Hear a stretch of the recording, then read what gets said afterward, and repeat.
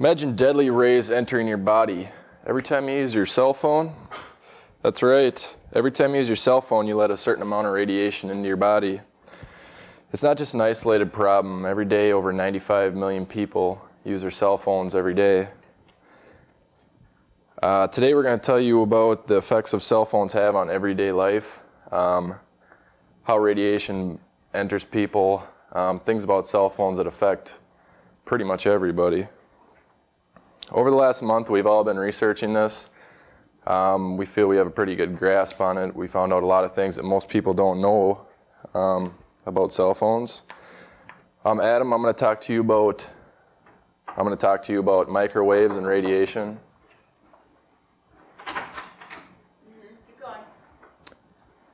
And how they affect people. And with the help of Zach on cell phones and driving here, Josh on public disturbances, and Reed with possible solutions to problems, we're going to show you the problems that cell phones can create. Microwave radiation, defined by Webster, is an electromagnetic wave that operates at about 300,000 megahertz to 300 megahertz. Effects on humans, it's not a huge deal it's real limited from cell phones. It's real small doses. But the problem is before they used to have cell phones in cars, they'd have the antenna outside the window where the radiation never really affected you. But now cell phones have the antennas right next to them, and the problem is when people use them, the antenna's right next to their head. So the radiation just goes right into the skull and straight into the brain. A lot of people wear them at their waist too when they're walking around. It can enter your waist just as easy, and you can get any type of cancer anywhere in your abdomen, I guess. It's kind of like how a microwave heats up food. It works kind of the same way. It heats up the cells, and it can affect a lot, from DNA to tumors, because a lot of times, which I'll talk about later. And the problem is if you already have damaged cells, the more you use it, the more radiation that gets in your head. It actually kind of multiplies the damaged cells, so it really doesn't end anytime soon. One website called Mobile Headsets said after testing, these waves could be responsible for everything from anxiety to concentration lapses to long-term memory problems. Consumer Affairs website also said that studies found biological indications of cell changes and statistical links correlating cell phone usage with certain types of brain cancer. Studies have been pretty limited this far because it hasn't been, we haven't had cell phones for too long. It was kind of just an explosion, more or less. So they don't have a lot of testing on humans yet. On the visual here, I got a few types of towers. I'm sure everyone's seen one like this. All these here are microwave antennas. A few different types of towers here. This one's a little more in depth. Obviously, you can't read the small print. And basically, like my excellent drawing here, it just shows how it just kind of radiates around. Cell phones use these base towers. These send out the signal to the cell phones. And the problem is when you use your cell phone, like say if you're in your car or something, the signal has to get through the glass, through the air. The bigger the distance the signal has to travel, the weaker it gets. So when your cell phone has a weak signal, the base tower actually tells your cell phone to increase the signal, which puts more radiation out actually. And that can not only, just going through like car windows, say you're driving, just that, it'll increase the waves. Like I said, the signal does get weaker with distance. I also noticed that one website said that if you were to try to hide the signal, it would just intensify it, and you'd actually be counterproductive. So, a big issue, probably the biggest issue with the cancer part of it is tumors. Webster defines a tumor as an abnormal growth of new tissue independent of its surrounding structures. Not always cancerous, but certainly when they do get cancerous, it spreads real fast. Scientists don't know exactly how the cell phone radiation causes these tumors to become cancerous or to cause tumors, just because of the limited time they've had to actually study it. They have noted that like right-handed people, when they use their cell phones, typically they use them on the right side of their head, and they've found tumors and cancer on the right side of the brain. So it is pretty, you can definitely see where it's going with that. The Channel 2000 website said cell phone users are 2.5 times more likely to get a couple of different types of brain tumors. And they say that tumors actually peak when you're a kid to when you're 10 years old, and then it declines from when you're 10 to 25, and then it steadily rises to age 65. When it declines from 10 to 25, with the amount of people using cell phones nowadays, that can easily rise up, and it might not be a decline anymore. It might just be a steady rise from birth to age 65. They have tested a lot on lab rats. The Lud website says cells are affected in these rats, and DNA can be damaged by cell phone-like radiation. Tests have shown a link to brain cancer in lab rats. There was a couple scientists that took two rats, put a low level of radiation on them for 2 hours, which was to be the equivalent of a certain time of a human using a cell phone, and already there was DNA damaged by the radiation. They noted that it affected the long-term memory of these rats. How they do that, I don't know, but they did determine it did do that, and it was because it damaged DNA in the brain cells, and that was only from 2 hours of exposure. Another risk people run using cell phones is like pacemakers and defibrillators. It's not a huge risk because most phones are analog, which was kind of surprised me. 90% of the phones are analog, which don't really pose a risk. Digital phones will give some interference on a limited basis, I guess. A pacemaker basically monitors the heart, and when it slows up, it kind of stimulates the heart to keep beating. A digital phone can mess that up, where the pacemaker thinks that maybe the heart, and it might speed the heart up unnecessarily. They did the test, and they determined that normally when a person with a pacemaker uses a phone up to their ear, it didn't seem to affect it, but up to 6 inches away from their chest is where it would start affecting the digital part of it. Defibrillators, basically that's used when the heart beats too rapid. It slows the heart down. Digital signal can do the same thing to that. It can screw the signal up, and basically the same thing that it does to a pacemaker. It's kind of defibrillators is kind of up in the air. A few websites said that it doesn't do anything, and a few said that it does affect them. But I guess who wants to take the chance, As Yuya Tasaki pointed out on the BBS system, she made a point to say, being in Japan, that it's real crowded, that it shouldn't be right for a person to use a cell phone, say in a crowded subway, when there could be a person next to you with a pacemaker, and you could possibly kill that person. She made a real good point there. And now Zach's going to tell you about cell phones and driving hazards.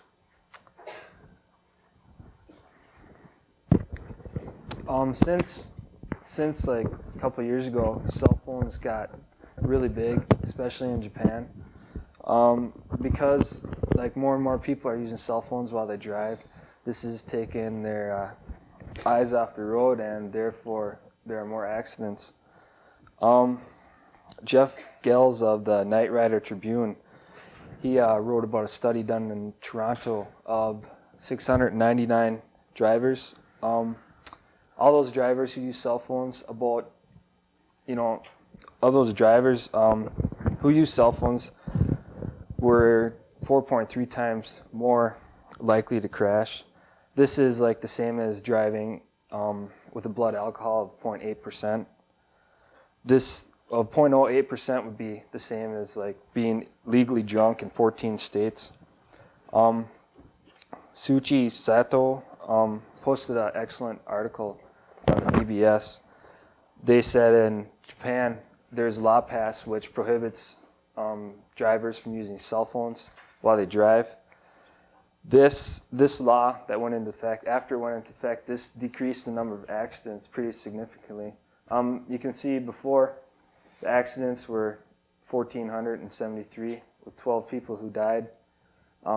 After about half a year after this, the police recorded like 580 accidents and only 7 people dead.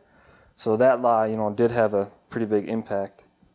Yuya Tasaki posted an article on an increase to cell phones, how the cell phones also had an impact on accidents. One quote she said is, "We ought to concentrate on driving. If there's a phone call when driving, we should ignore it and put the cell phone on drive mode." This is a function on the phone that when other people call the cell phone would say, "This person cannot come to the phone, they're driving right now." They also said there's no phone call that's more important than our life. What causes the accidents is not the physical use of the phone, but how the attention is taken off the road. The New England Journal of Medicine followed through with a study that hands-free phones are no safer, where people can just drive with both hands on the wheel and not have to hold their phone in one hand. This is because like the drivers are not really paying attention to the road. They're more or less paying attention to like who they're talking to. Tim Hurd of the Department of National Highway Transportation Safety Association, he said the split second that talking on the phone can cut your reaction time might be enough to cause a serious accident. Stephanie Fall, the communications director of the AAA Foundation for Traffic Safety in Washington, D.C., said, "You can be looking at the road and not thinking about it." I mean, this is pretty typical. When one example would be like, you're talking with your friends in the car. It's kind of the same as talking on the cell phone where you're not kind of paying attention, and it's happened to me where I've done, stupid stuff. Another problem with drivers talking on their cell phones, it creates road rage. I mean, I've seen it many times where drivers would be talking on the phone while they're driving slow in the fast lane. Another big problem is when you're approaching a stoplight and they're not paying attention to the road, and suddenly they slam on the brakes and you just miss them. This is just frustrates me. I mean, I just want to ram these people. Drivers who use cell phones do not only put themselves at risk, but other drivers and people around them. They may be very capable of driving and talking on the phone, but it's the attention that they divert from the road that is the biggest problem. Next we have Josh, who's going to talk about some other problems. I did the topic of public disturbances, and I found that there's many people and places in the world that don't allow phones for various reasons. One place would be the classroom, which is just displayed by Denver when Bradley was talking. So, I mean, professors don't like cell phones in classrooms because they're convinced that it'll destroy the class's concentration during exams. Another problem is when one phone rings, everybody else starts checking theirs, and then it's just chain reaction from there on. Let's see. Another place is movie theaters. You pay a good movie, or pay good money to see a movie, and you got someone behind you talking on their phone.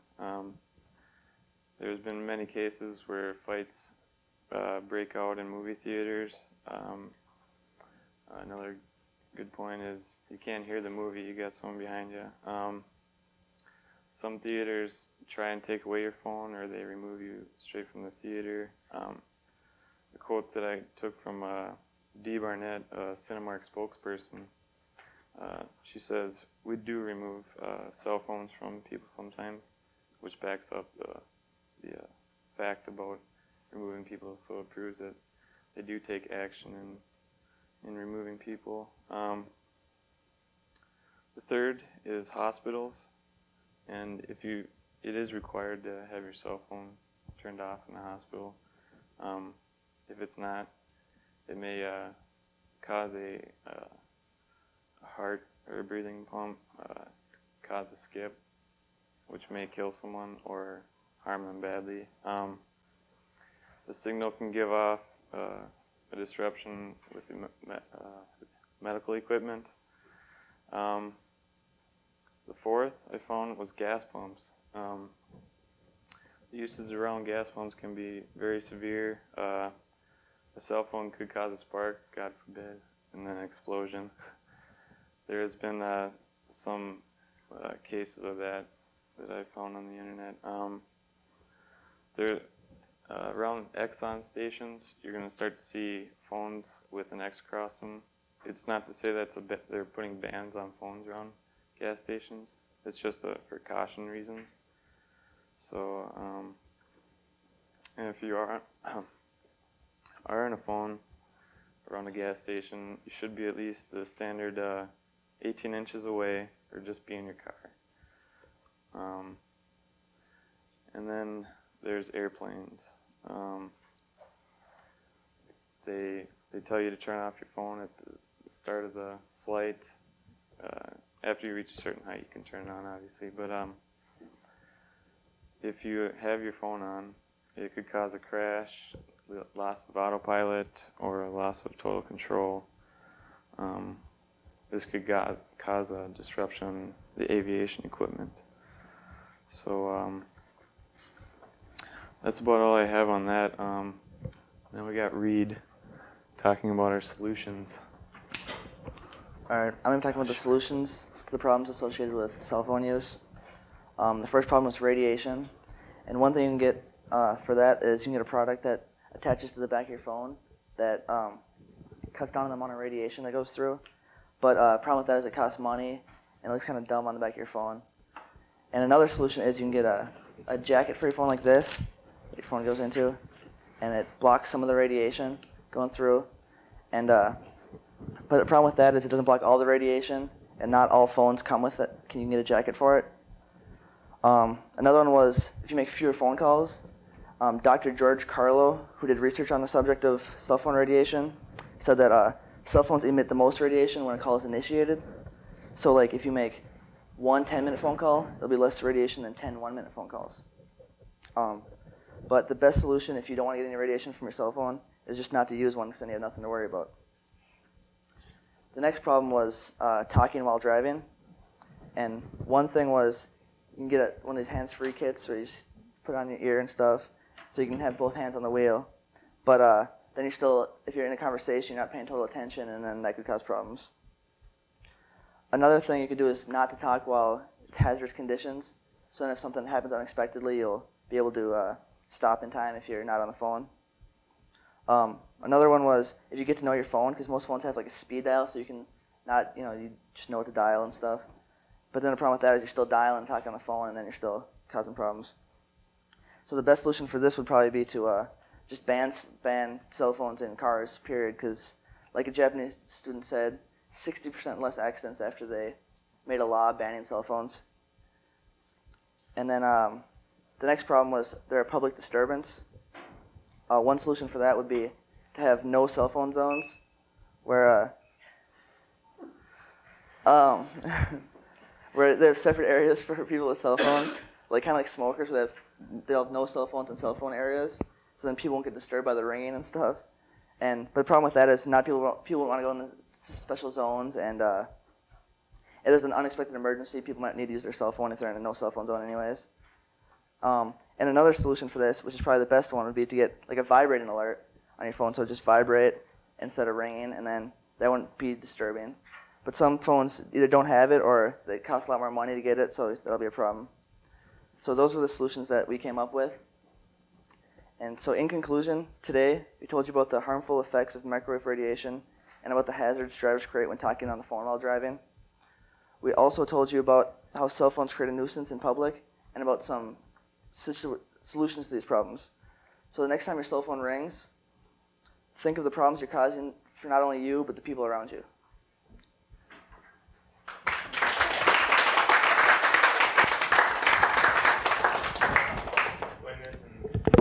Are you sure this is what you want to do?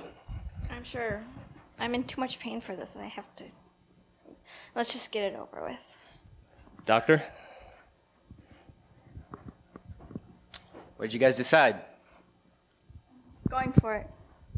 Gonna do it? Yeah. All right. Take these.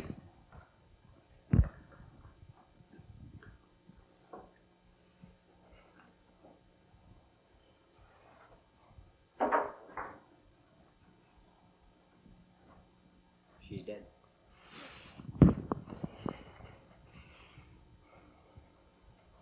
Was what you've seen here an act of mercy or murder? We all will die someday. How and when is the real question. Would you like to spend your last days in pain in an ICU at the hospital, or at home surrounded by friends, family, and loved ones?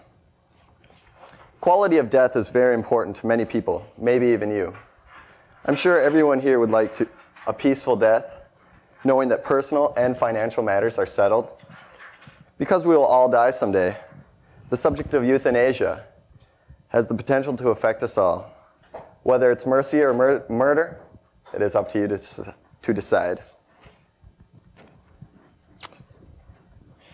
As a group, we've chosen to determine who should decide whether or not active euthanasia should be an option. The word euthanasia originated from the Greek language, from the words eu meaning good, and thantos meaning death. Active euthanasia, as we've defined it, is the intentional termination of life at the request of the person who dies. During the previous 3 weeks, each member of our group has done intensive research in 5 separate areas of active euthanasia. We all have a much greater understanding of active euthanasia now than when we began the project 3 weeks ago. During the next 30 minutes, we will attempt to convince you, our audience, that active euthanasia should be an option, but only under strict circumstances, which will be clearly stated at the conclusion of our presentation. Denver will be explaining the governmental role concerning active euthanasia, while Lisa will be discussing the many different religious views. Shanna will describe the role that the medical field plays in determining whether or not active euthanasia should be an option. Jesse and Becky will tell you about the role that the person's family should play. And Russ, that's me. I will be describing all these topics together in a personal outlook on active euthanasia. And now I'd like to give the floor to Denver. Euthanasia is quickly becoming the abortion issue of the next century. The government, which I will be discussing, is in position of authority on the issue. But the issue is maybe more related to religious views, personal individual beliefs, and medical cases. I will be sharing with you the status of legality of euthanasia in the US and in Japan. Right now, governments have been given power by the people to make laws that affect them, whether they like it or not. The Constitution, in the 14th Amendment, says, "No state shall make or enforce any law which shall abridge the privileges or immunities of citizens." Despite our expressed personal freedoms, in the US, euthanasia is legal under strict law in Oregon, but criminalized in 40 other states. In Oregon, the people have spoken out twice. Both in 94 and 97, they've passed a public referendum, passing the Death with Dignity Act, which was passed, 97, it finally went through. It stated strict conditions that allow euthanasia to exist. The patient must be terminally ill, have 6 months or less to live, give 2 oral requests of their, 1 written request to the doctor. They must convince 2 different physicians that they are sincere. They must not be influenced by depression. They must be informed of their alternatives, such as morphine, and they must wait at least 15 days once this process has gone through. This law allows physicians to write and prescribe prescription drugs, usually barbiturates, that will end the life of the person within 5 minutes to an hour. Since this, in Oregon since 1997, many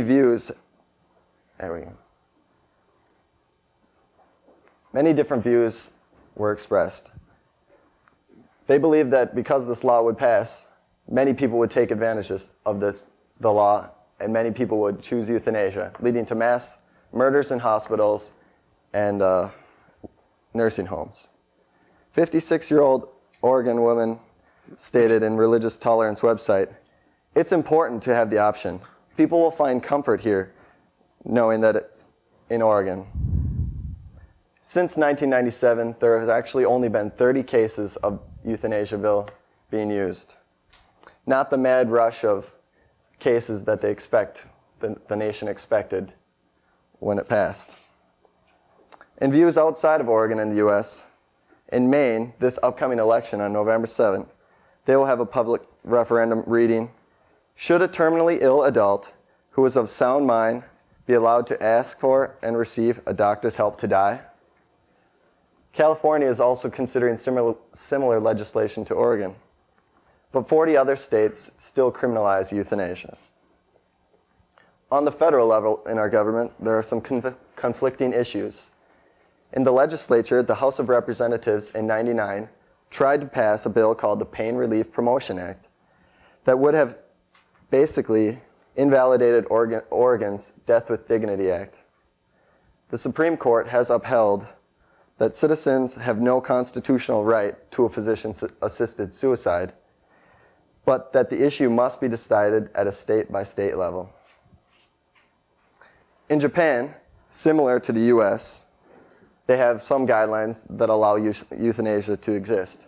It technically is still illegal, but becoming decriminalized as the courts tend to rule in favor of physicians who follow these simple guidelines. Euthanasia would be allowed if there is proven to be unbearable, the patient is suffering unbearable pain. 2, that the death is imminent and inevitable. 3, all possible options have been explored. And 4, the patient clearly expresses their dying wish to die. In 1995, the District Court of Yokohama was dealt with a case that found a doctor guilty of murdering a terminally ill patient. They found that although the patient was terminally ill, the family had expressed the wish for the patient to die, so the doctor was found guilty of murder. In conclusion to the government, even though a minuscule percentage of people would ever request assistance in dying, many people will be comforted by knowing that assistance is available if they ask for it. The 9th U.S. Circuit Appeals Court ruled, when patients are no longer able to pursue liberty or happiness and do not want to pursue life, the state's interest forcing them to remain alive is becoming less compelling. Now, Lisa will discuss some of the religious aspects dealing with euthanasia. Religion plays a key role in active euthanasia. It is brought because of the moral decisions based on which religion you belong to. I'm going to focus on the Christian religion in the U.S., the Jewish religion, and as we all know, there are many other religions in the U.S. However, the primary religions in Japan are Buddhism, Shintoism, Christianity, and other. They break down as follows. The majority are Buddhist. In Japan, a quote from Yoko Kariya, she said that there are many, in birth, it's a Shinto rite, and in death, it is a Buddhist rite. This breaks down to, in Japan, religion is followed is more of a custom or a tradition. It, as many of Japanese have told me, that religion doesn't play a key role in their moral decision. Whereas in Christianity, in one of the 10 Commandments, it says, "Thou shalt not murder." So it has strict rules on their role for active euthanasia. Whereas the Buddhist religion and Shinto religions, more of the decisions are made by the family or their doctor based on what is right for their loved one. I found in the Hindu and Sikh Dharma, they'll leave it to the individual conscience, whatever they feel is personally right for them. I found an article in Cancer Weekly. It said the terminally ill cancer patients that favored the legislation for euthanasia and physician-assisted suicide broke down to 73% believe that it should be legalized based on the pain and their personal right to choose. Only 27% of those surveyed said that they had moral and religious conflicts to the passing legislation for euthanasia. I believe that since we do have a separation between church and state, that the voice of the many should outweigh the few. For the medical aspect and on religion, when you are trying to pursue active euthanasia, whereas it is legal, like in Oregon, many people have a tough time trying to find a doctor that will do it because many doctors have religious conflicts. From the National Institute for Healthcare Research, they found that 62% of doctors with atheist or agnostic beliefs were more likely to perform active euthanasia. Just because they were claimed to be atheist or agnostic, the research also stated that they were just as compassionate for the well-being of their patients. There are many different points of view in every religion based on what they believe is right for each individual person. I found that the most liberal Christian groups were the Episcopalian, Anglican, Unitarian, the Methodist, the Presbyterian, and the Quaker. They allow the individual choice. In Catholic religion, from Romans 14:18, if we live, we are responsible to the Lord, and when we die, we're responsible to the Lord. Both in life and in death, we belong to the Lord. Basically, you can't choose when you die because God is responsible. Jewish religion, in accordance with the traditions and respect for the life given by God, it rejects homicide, suicide, and assisted suicide. Shinto Buddhist tended to leave the decision to the family and the doctor. As I said before, the Hindu, Sankadharma, individual conscience. As a quote from Rabbi Aaron L. Macker, PhD, he said, "Judaism respects our bodies and lives as God's creation, which have graciously been entrusted to our care. We have the responsibility to care for ourselves and seek beneficial medical treatment. We owe this to ourselves, to our loved ones, and to God." He went on to state that being a Jewish doctor and rabbi, he said that they supported the ease of pain for their patients and to seek any treatment that would do it, even if there was a risk of dying. But however, active euthanasia was never their primary choice. From Friar Frank Pavone, International Director for Priests for Life, he said, "Death is an inevitable part of life. And when it is clear that God is calling us from this life, we accept his summons with faith. In some circumstances, prolonging life would not serve that purpose because it may hinder a person from becoming closer to God." He basically, in the rest of his article, said that when it's your time, it's your time. And if you take any measure to keep going, it would bring you farther away from your spiritual death. To conclude my part, I believe that religion is the basis of people's moral decisions, and if they were to pursue active euthanasia, it would be brought on by what religion they are and how religious they are. And now we have Shauna.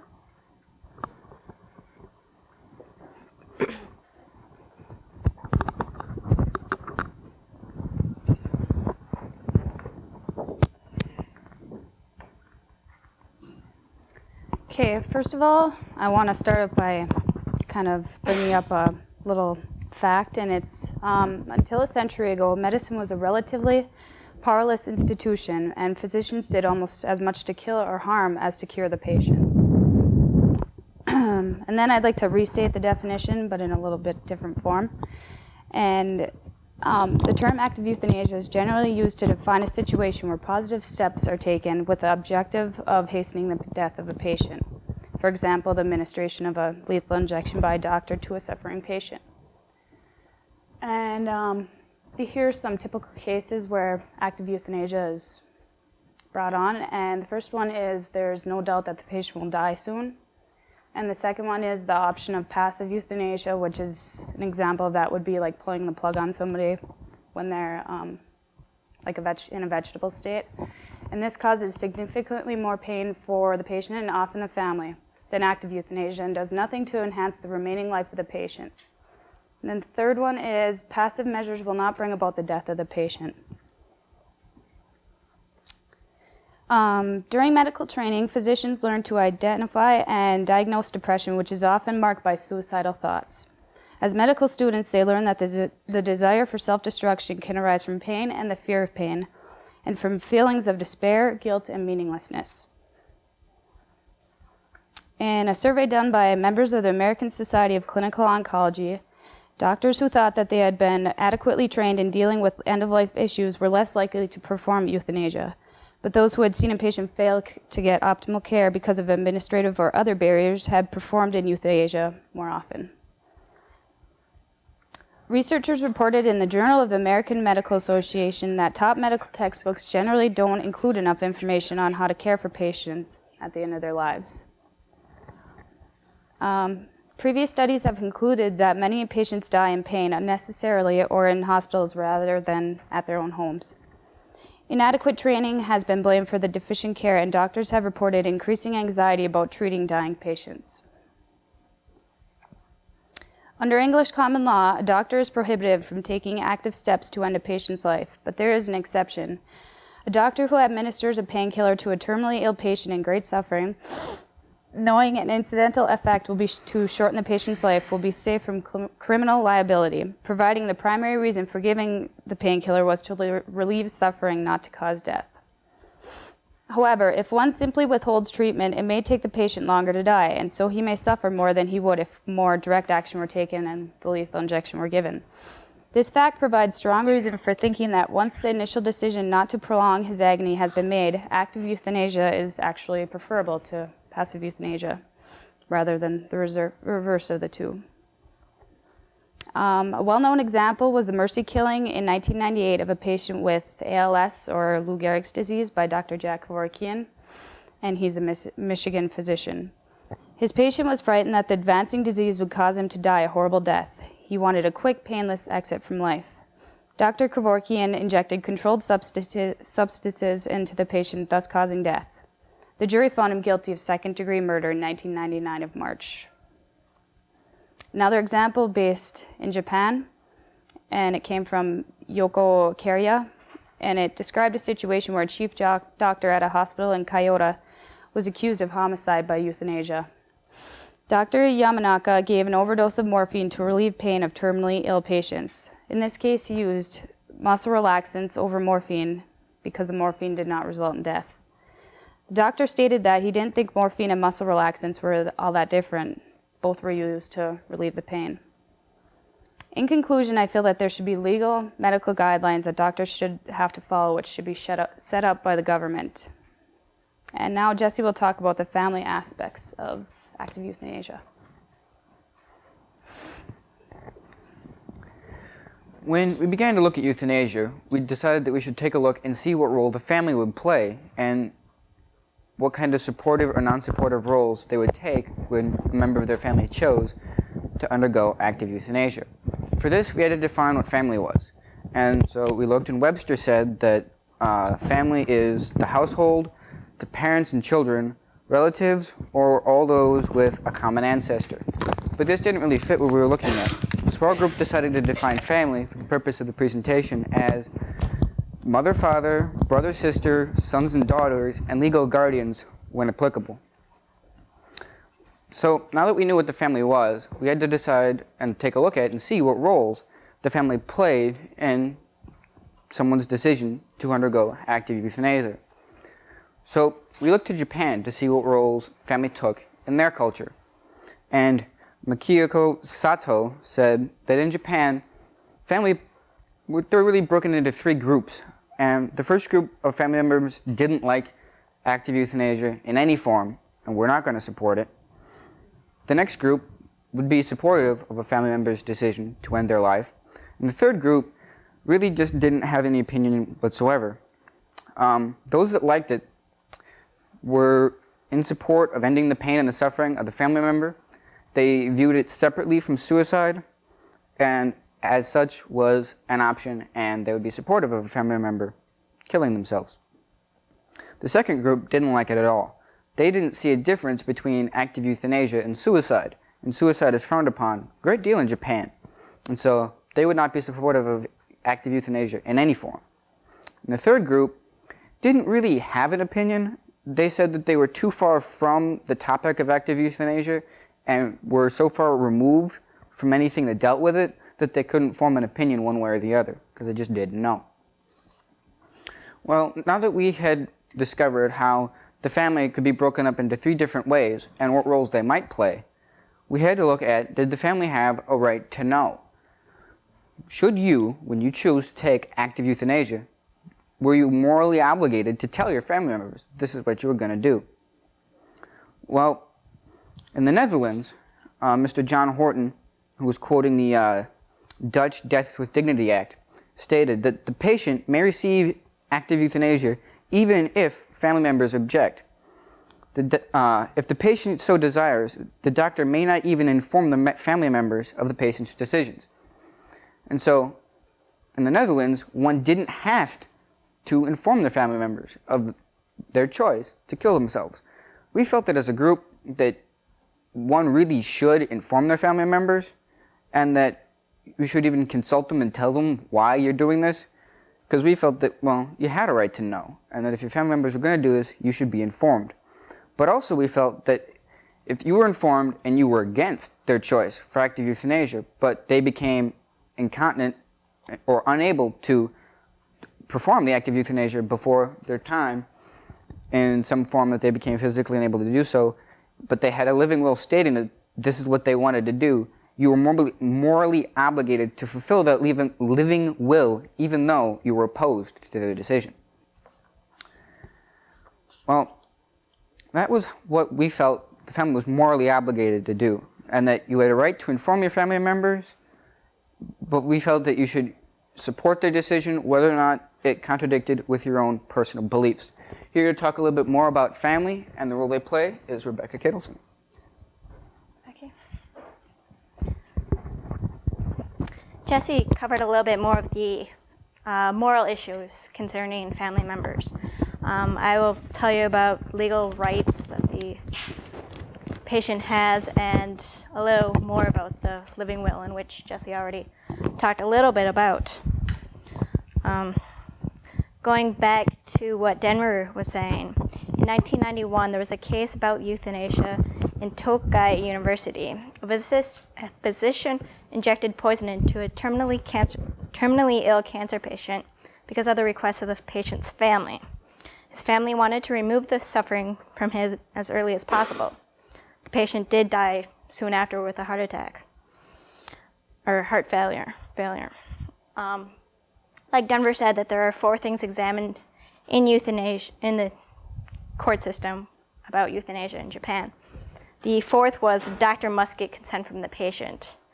In this case, because it was the family's decision and not the patient's, the doctor was found guilty. In Japan, the family doesn't have the decision to choose for a terminally ill patient. In the Netherlands, the parents of minors play a role in the decision. As of 1999, the Netherlands have been debating legalization of euthanasia. One of its provisions state, children between the ages of 12 to 16 must have the parents' consent in order to request for euthanasia to be granted. However, in cases deemed exceptional, i.e., those marked with serious and incurable diseases or intolerable and unrelenting suffering, a physician may grant a request for euthanasia without parent consent. Furthermore, requests for euthanasia made by children who are 16 to 17 years old never need to be accompanied by parent consent, though the parents should be involved in the decision making.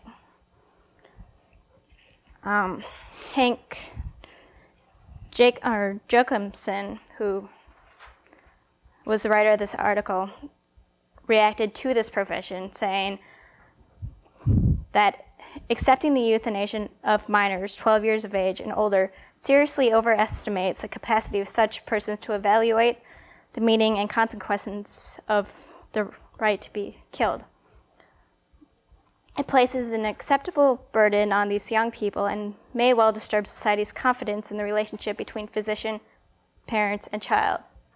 Unless we are prepared to give the minors the right to do everything else in life that an adult can do, giving them the right to end life itself seems out of place.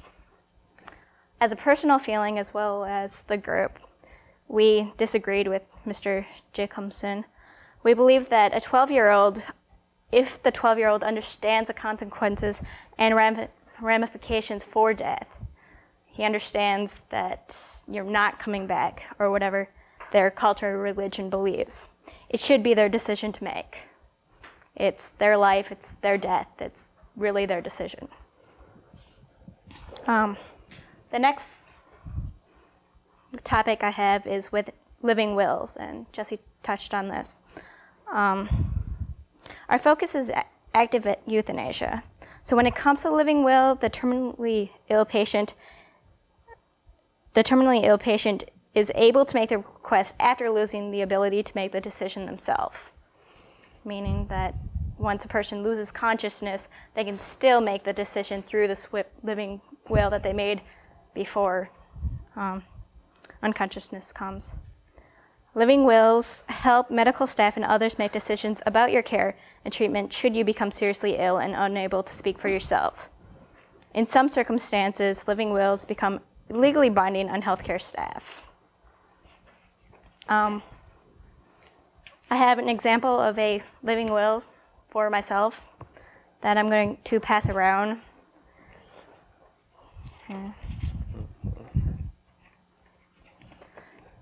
It's a start of a living will, just to get a general idea. Okay. It becomes a job of the family and surrogate, the person that they name to make the decision to fulfill the patient's wishes. In conclusion, as a group, we have decided that in active euthanasia, the decision is up to a competent terminally ill patient. It is the family's decision when the family decides the terminally ill patient is not capable of making the decision by themselves. In a case where a competent patient loses the ability to make a decision, loses consciousness, it is up to the family to allow the living will of the terminally ill patient. When it boils down to it, euthanasia is a personal matter. Here to talk about the personal side of euthanasia is Russ. Thank you, Becky. When trying to determine whether or not active euthanasia should be a personal option, you have to take several very important things into consideration. Your government will undoubtedly play a large role in your decision because if it's against the law, you're much less likely to be out actively pursuing something like this because you'll be punished. According to John Hughes, a reporter for the Associated Press, Assistant Senate Majority Leader Don Nichols, a Republican from Oklahoma, planned on inserting language restricting assisted suicide in one of the budget bills that must pass before Congress adjourned for the year. This bill was met by great opposition by Senator Ron Wyden, a Democrat from Oregon. Senator Wyden stated that he was ready to filibuster any bill containing the language which would make physician-assisted suicide illegal. The status of the bill is still undetermined.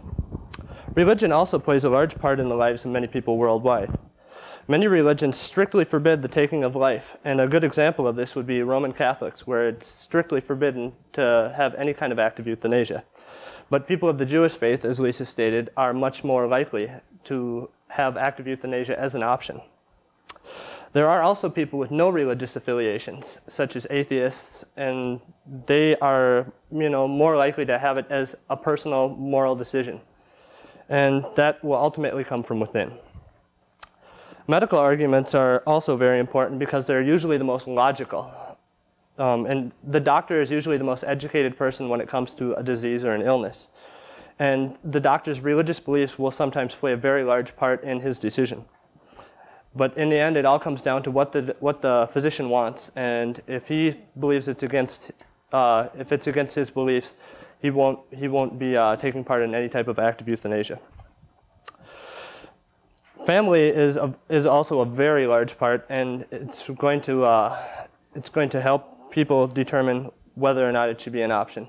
If people think that their family is against it, they're going to be much less likely to want to go out and commit active euthanasia.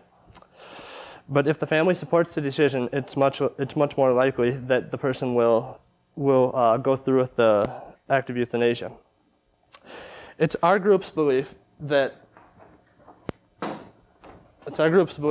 all four of these different topics that we've covered should go in and making it a personal decision, so you should combine them all together.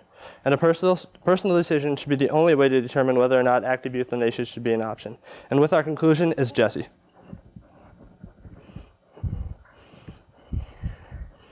In conclusion, our group decided that the government, as it stated, should not have a role in what you as an individual have the right to do when it comes time to end your own life. When it comes to religion, one should simply follow their beliefs and do as they believe. We don't want anybody to go against their religious beliefs or anything like that.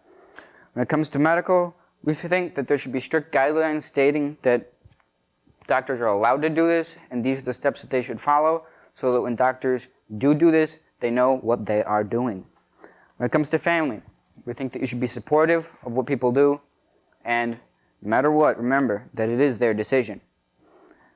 When it comes to you individually and your personal beliefs, do what you want, but remember that it is your life and you can do with it what you will. As you saw in our skit, this is not always an easy thing, and while it was a bit over-dramatified for the purpose of this presentation, one should remember that it's your personal choice, and that as a family you should support, and as a doctor you should do whatever you can to help end the pain of your patient. Thank you.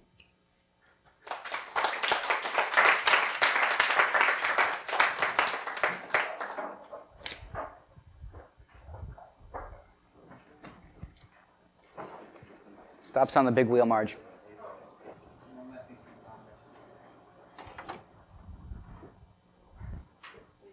Okay, this is the beginning, so. Okay, good. Good, go on. I have kids. Learned a lot right there. Yeah, I mean, I've seen nurses give my son throat cultures, and what is it? To stick a giant Q-tip down their throat and wait.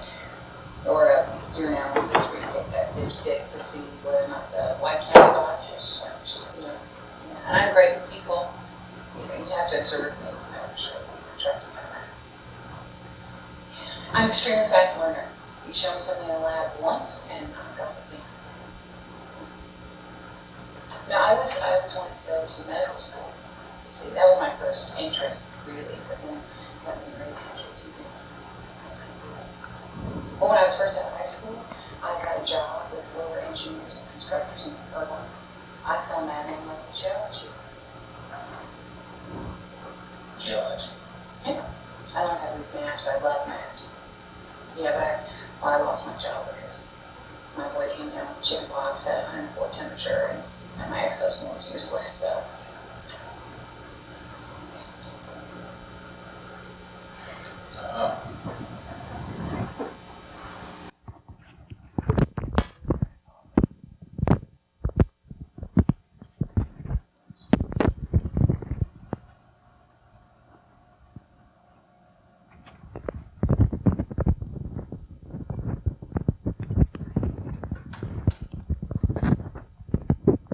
This movie shows you like some of the things that women go through, like when they go for an interview, like some of the problems that they have.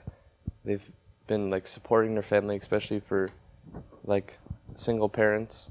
They sometimes have to leave their job, and a lot of times jobs don't cut them any slack. So here you go. Okay, well today we'll be discussing the different gender equality issues that exist in the workplace. These issues have been like pushed aside throughout the development of our country. Gender equality has probably affected every one of you in some way, shape, or form throughout your life, and it probably will continue to affect. My purpose for today is to make you aware of the many problems that are involved with equality in the workplace. Took a lot of time to look thoroughly through research topics and information for you. There are many topics to cover, but today we chose to discuss 4 main points, which are work equality in Japan, which I'll be discussing, and then John will be discussing the male and female ratio in the workplace. Don will be discussing the Americans' pay inequality. Heidi will take the glass ceiling, and we'll leave the solutions to Libby.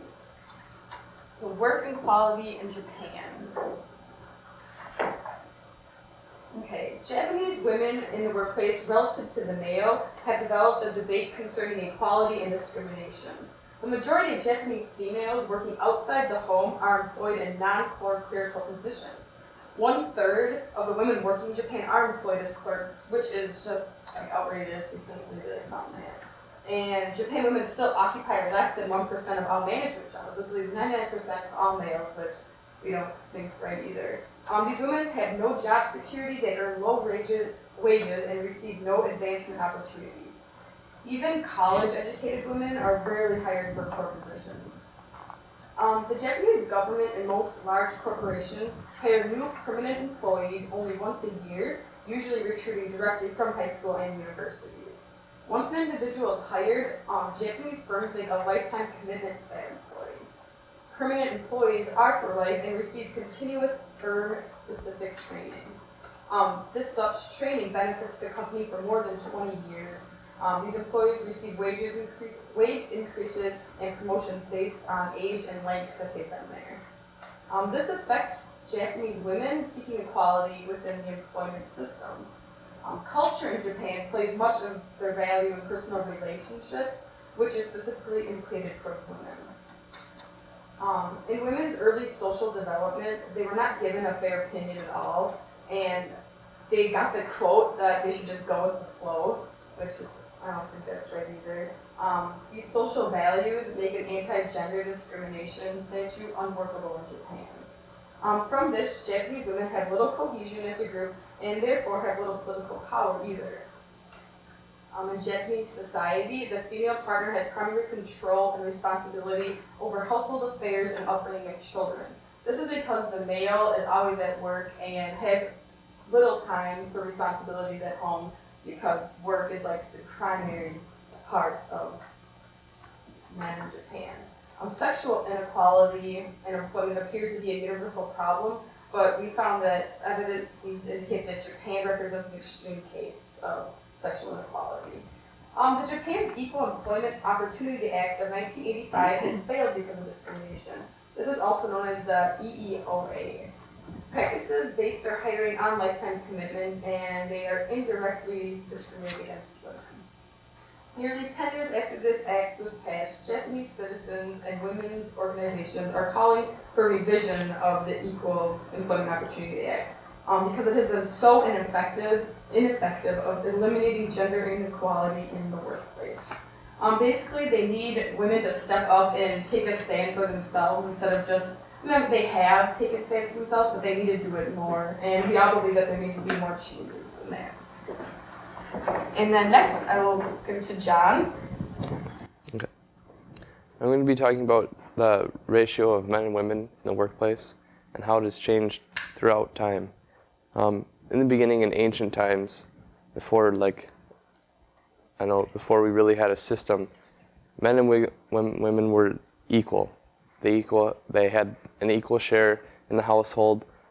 Yes, the women were told to take care of. Hold on, John, your mic's not on. No, his is. Oh, the other mic isn't on. Okay, go ahead. Sorry, an interruption. The women were given charge of the children, but they were given charge of nursing, the education of the children, and ultimately the men would then take over part-time through there and teach children like their job skills and that, so they equally shared different parts.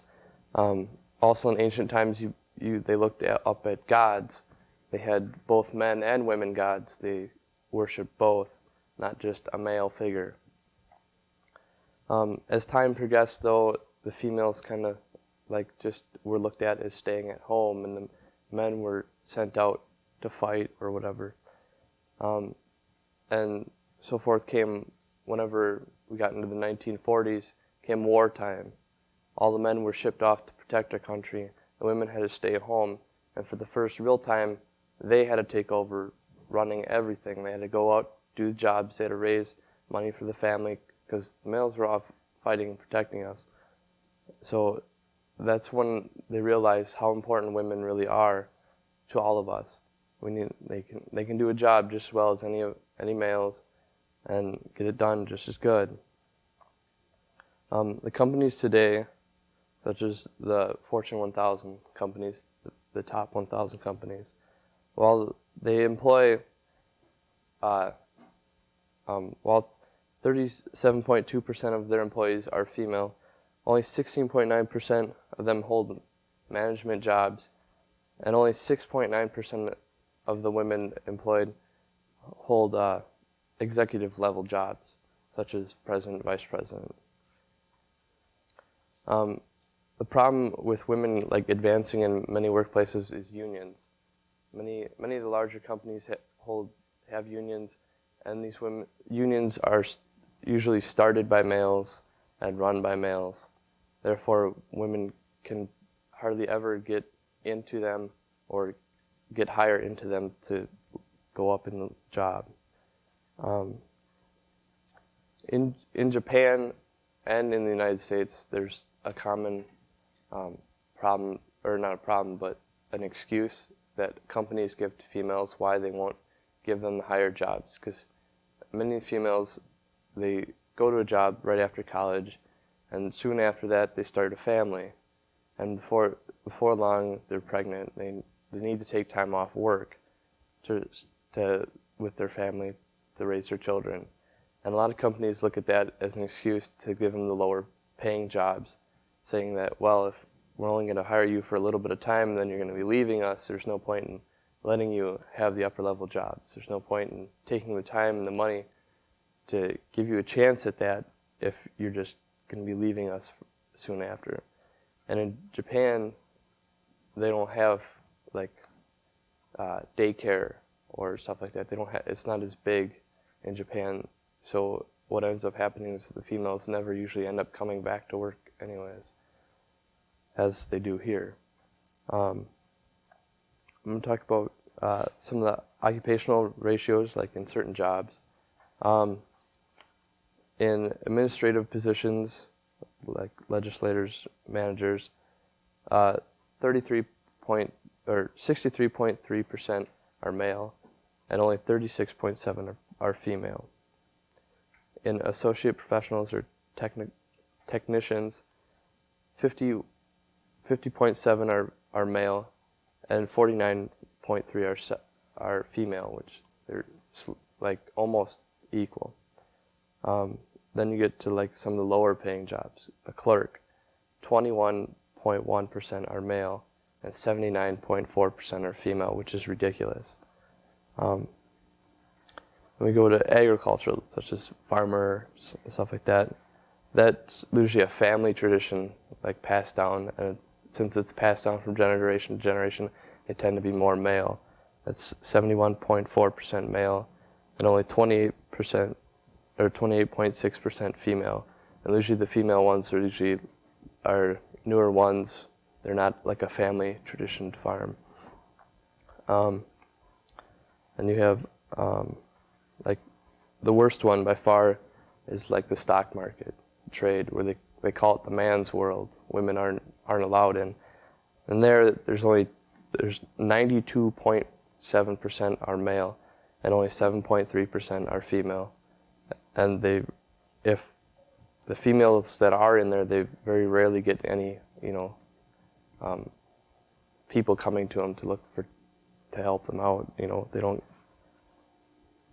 have anyone like hiring them for their services. And another one, service and sales workers. There's another one that's low-paying jobs, and they put females in there again. You have 35.9% is male, and 64.1% is female. As you can see, we need to work on this greatly.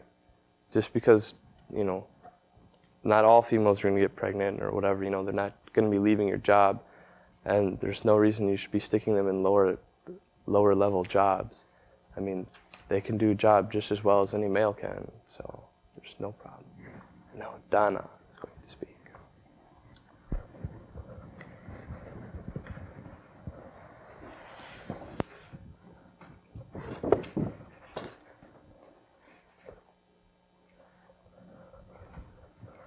I first became interested in the issue of pay inequality when I was a sophomore in college and I took a beginning economics class. And I found out that graduating with a 4-year degree, I can aspire to make about as much money as a guy with a high school diploma. And that kind of bothered me, so I figured I'd research this topic for this project. In 1963, President Kennedy signed the Equal Pay Act. And this act was designed to prevent employers from paying women different wages, less money, than men for similar work. At the time that the Equal Pay Act was signed, women were only making about 59 cents for every dollar that a man was making. Women's pay hovered around 60% since the mid-1950s, began to rise in the late 1970s, and reached 70% of a man's wage by 1990. Today, a working woman that works full-time will earn about 74 cents for every dollar that a man makes. The situation's a little bit more grim for minorities. A black woman will make 64 cents for a dollar that a white man makes, and a Hispanic woman can only make about 55 cents for every dollar that a white man makes. The gains in average pay have been the greatest for married women with children. This might be due to the fact that their population has had the greatest rise in representation in the workforce. Single mothers continue to have the lowest average rate of pay of all women, although some studies have shown that salaries are comparable for men and women up until the point of marriage. Education was long thought to be a factor involved in the lower pay because women weren't as educated as men. In 1963, only 4% of women earned professional degrees, whereas in today, over 40% of women earn professional degrees. The American Society for Training and Development notes that women have been earning more associate, bachelor's, and master's degrees than men since the mid-1980s. Women have also been coming into higher paying educational fields. Women now make up 40% of graduating classes from medical and law schools. There's been a 130% increase in female computer scientists and a 60% increase in female engineers. Men, however, even though they're not getting as many educations, they still get a greater return on their education. Men, on average, get a greater return in earnings than women for each additional year of education that they receive. The issue most responsible for the wage gap seems to be the inequality in the distribution of women among all occupations. The wage gap is narrowest when the distribution of men and women is about equal. For example, women cashiers earn about 95 cents for every dollar that a male cashier earns, while a woman stockbroker will make only about 62 cents for every dollar that a male stockbroker will make. 55% of women in the workforce are still in traditionally female occupations such as nursing, teaching, clerical work.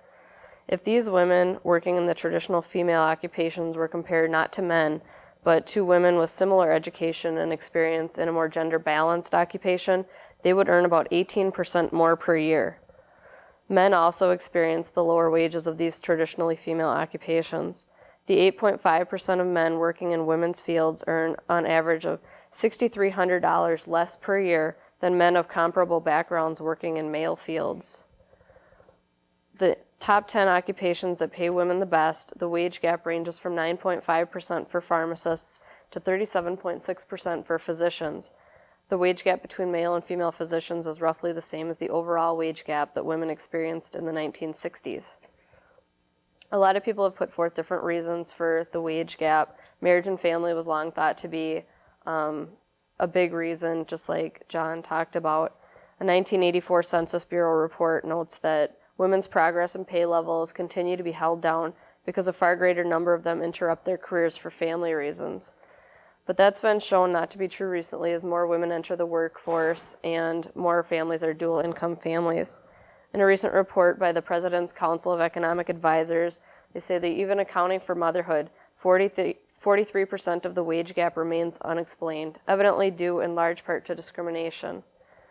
One researcher even noted that some employers tend to, at least subconsciously, pay men more because of their traditional breadwinner role.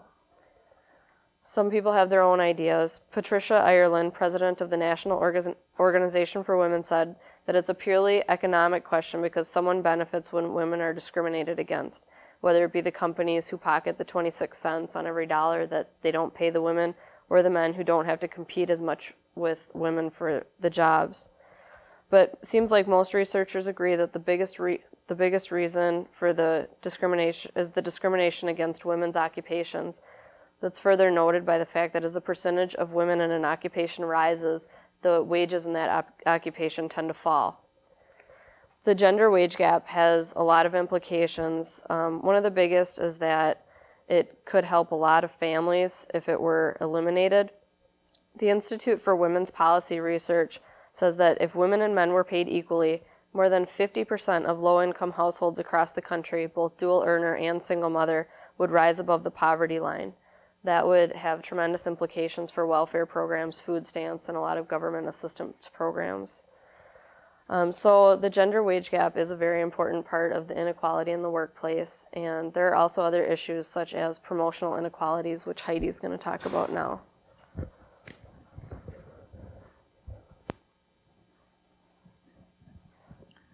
I'm going to talk about the glass ceiling, and that describes the barriers women face when it comes to climbing the corporate ladder and then being stopped in terms of pay and promotion compared to men in similar positions.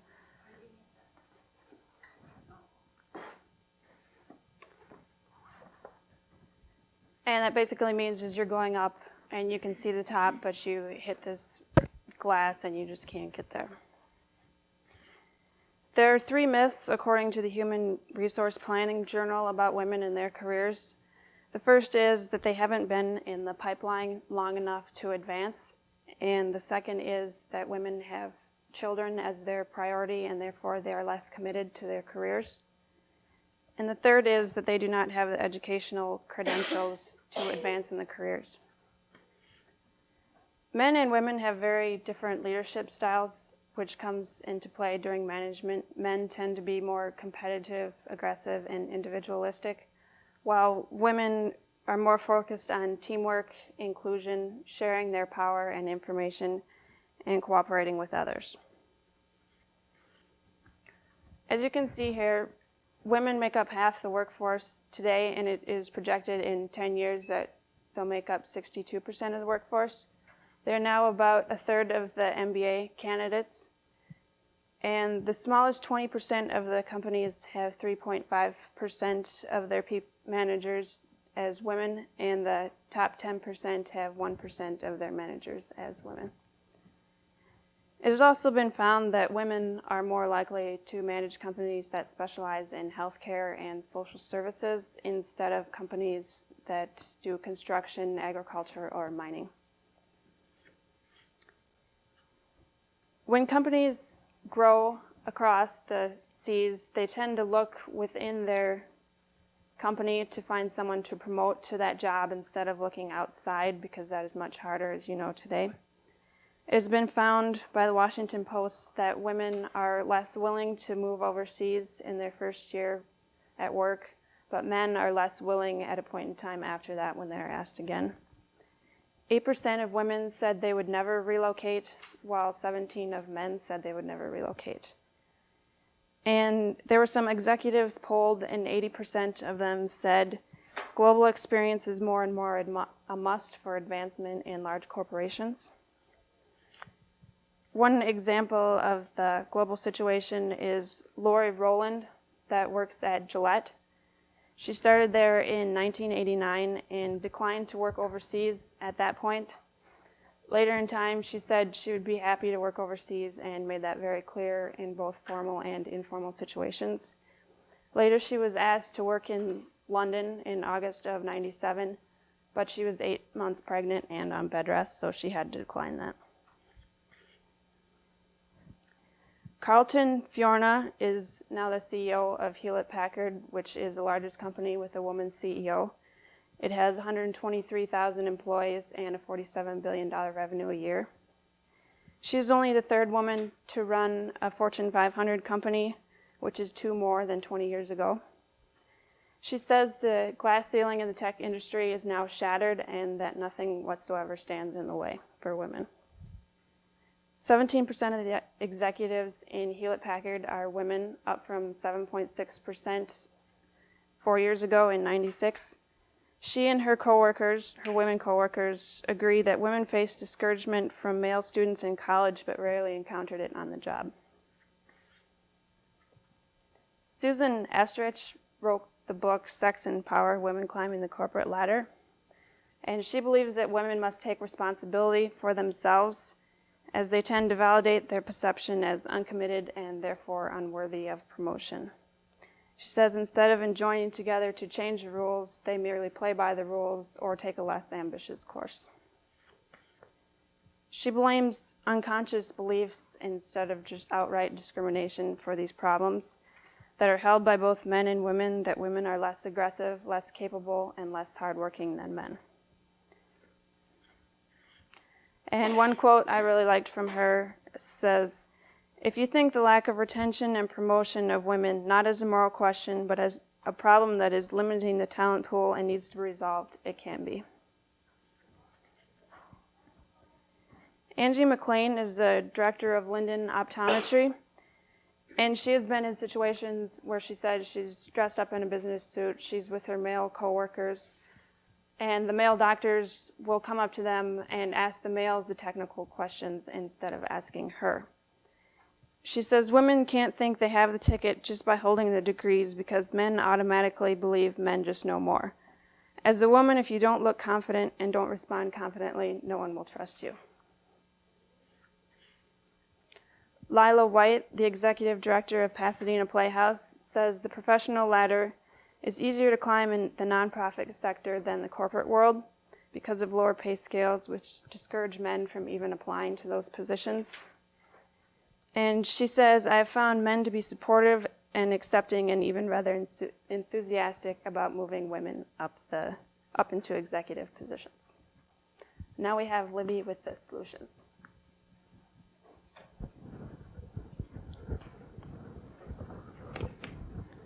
Okay, I'm going to give you guys some solutions to the problems that everyone already mentioned dealing with gender equality in the workplace. First, Sarah talked a little bit about Japan. Japan's behind the U.S. in dealing with problems with gender inequality. One thing they have done is the equal opportunity law, which basically, from what I got from the students, what they posted on the BBS system, where it just changed job titles, like stewardess is now called flight attendant and that kind of thing. What they could do is to include a clear definition of what gender discrimination really does and how important it really is, and make more laws and enforce them. Some of the students said that they need more enforcement of stronger laws also. The second thing we talked about was a ratio of men to women in the workplace. The primary solution that has already been done for this is affirmative action.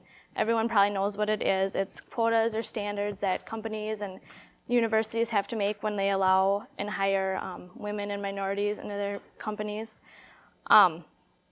It came out of the civil rights movement, and it was originally only meant for minorities, but then expanded to include women because of the inequalities that existed.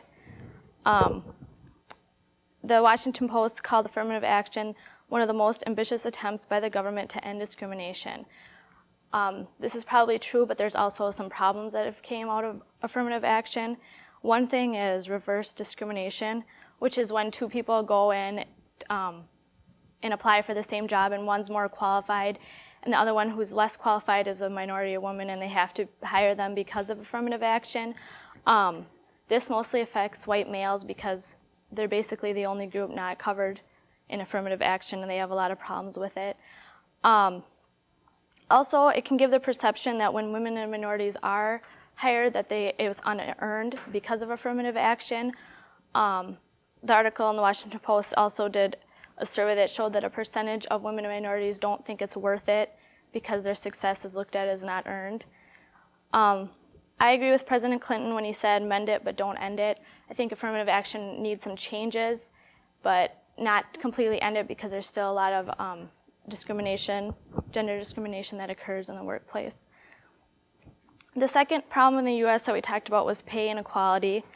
The first solution for this is to break down gender barriers in the higher paying occupation, like doctors and CEOs and that kind of thing, that are paid more, because if more women get into those jobs, then they can get be higher paid. Second thing was comparable worth. This is basically the idea that there should be equal pay for not just the same exact job, but for jobs that are of the same value. And if it's equally valuable to society, it should be equally paid. There's like 4 different criteria used for pay: skill, effort, responsibility, and working conditions. There's points assigned to each thing, and if the points are the same, they should be paid the same. It might not be the same exact job, but it's the same value, so it's paid the same. This has been enforced a little bit, has caused some, in the articles that I went over, it caused some increase in women's pay, but not very much. I think maybe it could be brought in more to include more women. The third thing was the glass ceiling, which is women being promoted. One thing that Motorola did was created the Organizational and Management Development Review. This develops high potential managers for leadership roles in women. It really improved their equality. In 1991, they set a deadline to equal the number of women and minorities in management with the number of women and minorities that are qualified and available for management positions. So in 1989, they only had 2 vice presidents in all Motorola companies, and by 1997, there was 40. So doing this really made an improvement in their equality. Some large banks have also had work equality teams that provide advice and information on equality issues. This has also improved their equality. Some other companies that did this also were Allstate, Kraft, IBM, GE, Sprint, and many others. I think more companies should do things like this, so that obviously it did make a difference in these people, in women being equal, and if more companies did this, then we could have more women in management and leadership positions. Many of the solutions that I've already mentioned are not very well known and not being enforced.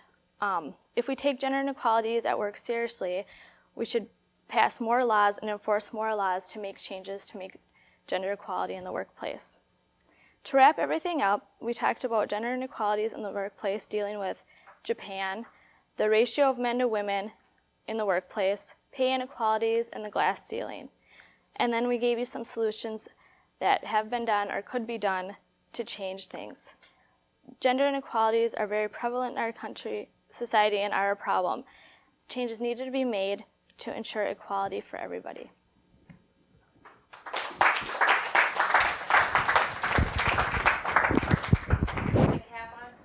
Yeah, it's fine. Would you mind taking that off? Please. Let's turn it backwards. The seams of it. Really? Your hair is absolutely fine. All right, go ahead whenever you're ready. We can see so much better, especially with the camera. Beautiful. Thank you. Yep. So you ready? Go ahead. All right, we're the crime group. All right, my name's Nate. A U.S. Department of Justice survey reported that about 21% of residents ages 12 or older had at least one face-to-face encounter with a police officer in 1996. Of these, an estimated 500,000 were threatened with the use of force or had force used against them by the police. You might care to listen to us today, because if you are one of that 21% that are encountered by a police officer, would you rather have a police officer pull a gun on you, or would you rather have the police officer carrying a form of less lethal force, such as pepper spray or a nightstick? So our purpose today is to show you that in many cases, police officers have other means of detaining criminals besides guns. To show that this topic is relevant in today's law enforcement, we have many credible sources to back up our points, including Police Magazine Law and Order, abcnews.com, and the National Institute of Justice. I'm going to be talking about less lethal force and law enforcement and civilian perspectives of less lethal force. Eric is going to be talking about the Japanese gun laws and crimes. Jasmine is going to be talking about how the police have limited alternatives and the solutions. Brian will be stating the different less lethal forces and how there isn't a universal use for one weapon. And Chris will be talking about the restraining and impelling forces of less lethal force.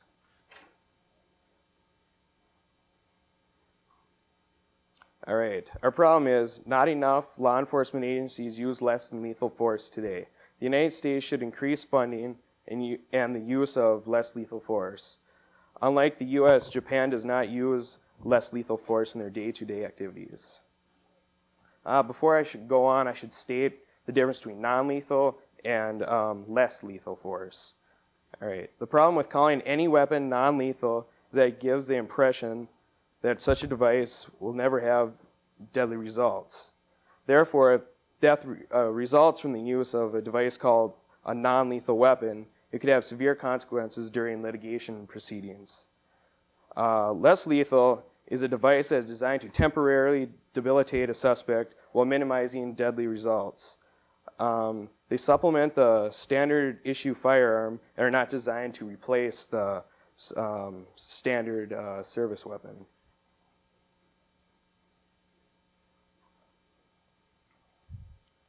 All right. The perspective of the law enforcement towards less lethal force is the mixed bag. The police are there to serve and protect. They want to protect the public, meaning that less lethal force is good to them by reducing the chances of civilians getting killed. But they have to protect themselves also. By using less lethal force, they have to get closer to an assailant, opposed to a gun where they can step back and just shoot, thus putting themselves into more danger.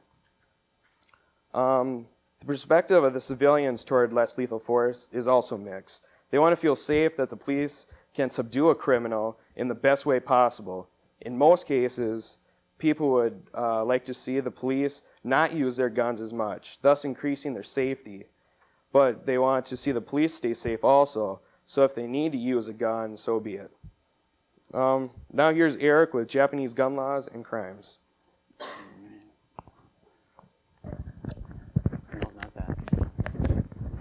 Okay, I'm going to go into a little bit of Japanese gun laws and crime. All right, Japan's crime rate is very low, first off. Their law is simple. It's no one shall possess firearm or firearms or sword or swords. Japan's low crime rate has almost nothing to do with gun control and almost everything to do with like their people control. Besides the police and the military, the only Japanese allowed to possess guns are hunters. And so Japan is like truly a gun-free society. Japanese strictly regulated gunplay, very little part in the crime. So like in 1985, there was just 35 crimes, including 10 murders, and they were all committed with hunting guns. So, and then handguns were used in 209 crimes in 1985, and 2/3 of those were committed by organized crime groups. According to the government statistics, Japan has a 1.5 homicides per 100,000 people, and the USA has 7.9 per 100,000. So it shows how low their crime rate is compared to ours. And the US rate is 200 times higher for Japan in the handgun murders, and Japan's robbery rate is 1.8 per 100,000 people, and in the USA it's 205.4 per 100,000.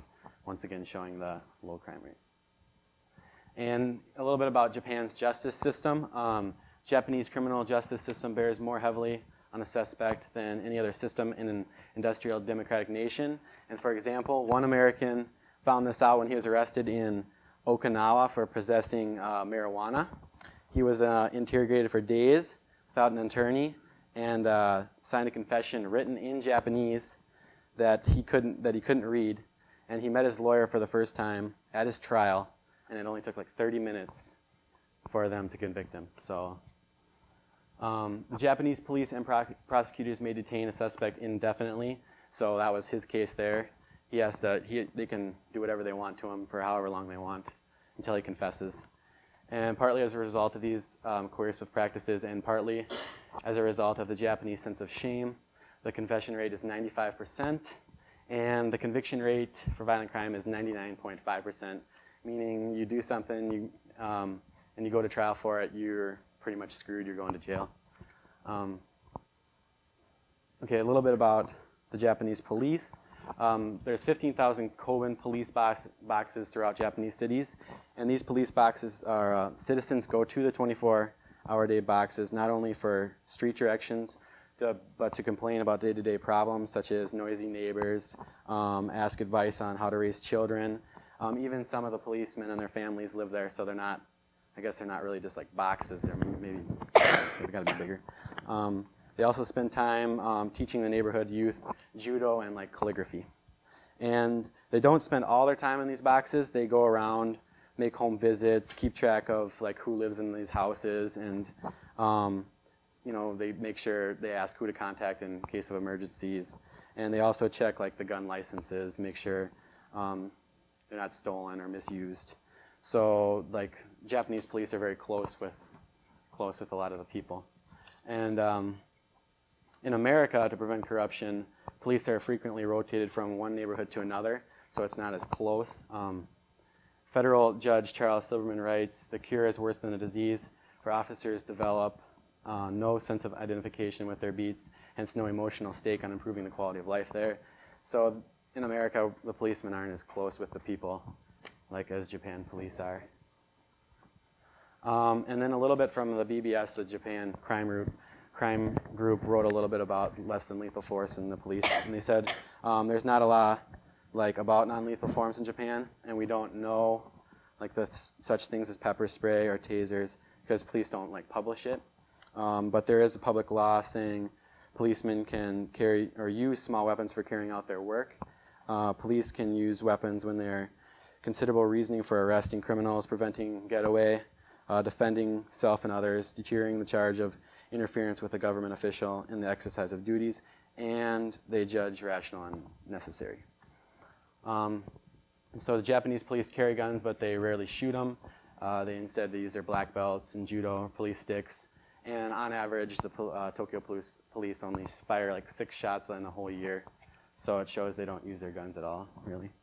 And some more stats, the Tokyo police solve 96.5% of murders and 82.5% of robberies, while in the US, police clear 74% of the murders and only 1/4 of the robberies, and an impressive 70% of all Japanese crimes. And in conviction, while only 19.8% of US crimes end in arrest. So that's a little bit about Japanese guns and all the crime and all that stuff. So here's Jasmine. Offenders today are dying because the police have limited alternatives to guns, and also officers are being injured by these guns. Quick reaction times are required, and additional weaponry could also decrease reaction times and officer safety, leaving them helpless. The extreme violent circumstances that offenders create require that lethal force to bring the situation under control in a community. USA Today states that the hope is that these devices and others will someday save the lives and make police officers more efficient. That's from the National Institute of Justice Director of Science and Technology. And here is Brian with the types of less than lethal weapons. I'll be talking about the different types of less than lethal weapons. There are 6 major ones I'm going to go over. There are, of course, more that are out there, but I'm just going to talk about these 6. The first is defensive tactics. Second is taser, OC balls, and they're called pepper balls. The hornet's nest, beanbag shotgun rounds, and nets. The first is defensive tactics, and that includes baton use, punching, kicking, using your flashlight, whatever you need to do to subdue a suspect.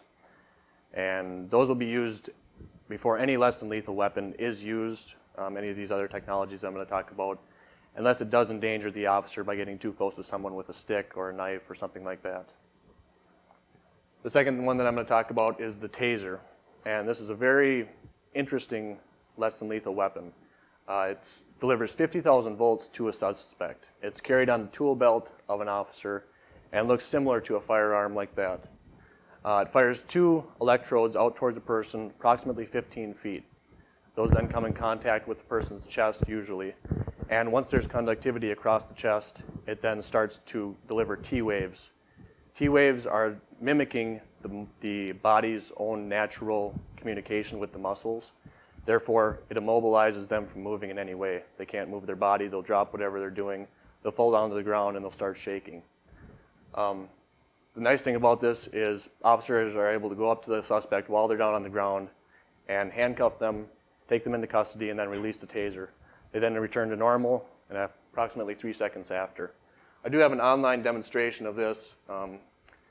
It's from the Chandler Police, and I hope that you guys enjoy this.